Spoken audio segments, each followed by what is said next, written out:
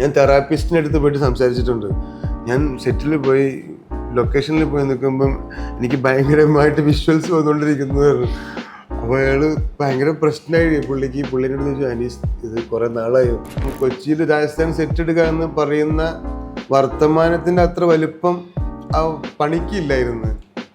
വെള്ള കളർ ബിൽഡിങ്ങിനെ മഞ്ഞ കളർ ആക്കിയോട് കൂടി തന്നെ ആംബിയൻസ് മാറി. ടിപ്പിക്കൽ ആഡിൻ്റെ പ്രോസസ്സിനകത്ത് വരുന്നതായിരുന്നില്ല എന്നെ സംബന്ധിച്ച്. അതൊരു സിനിമയ്ക്ക് സെറ്റ് ഇടുന്ന പോലെ തന്നെ ആയിരുന്നു നമ്മൾ സെറ്റ് ഇട്ടെ.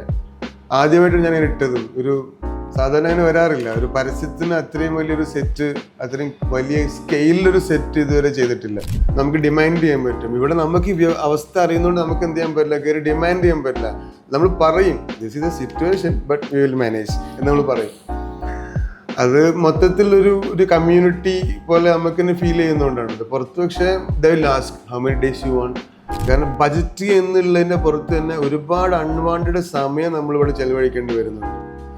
അത് പക്ഷെ നമ്മളുടെ ഒരു അവസ്ഥ കൊണ്ടാണ്. ബട്ട് അതിൻ്റെ ഔട്ട് ഓഫ് ദാറ്റ് കിഡിലൻ പണി എല്ലാവരും ചെയ്യുന്നുണ്ട്.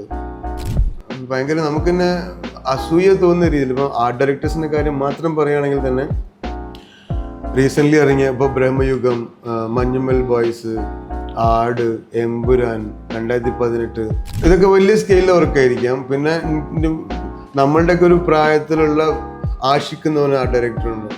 ആഷിഖിൻ്റെ ഒക്കെ കളേഴ്സ് എനിക്ക് ഭയങ്കര ഇഷ്ടമാണ്. നമ്മൾ ഭയങ്കര അസൂയയോട് കൂടി കണ്ടു നിൽക്കുന്ന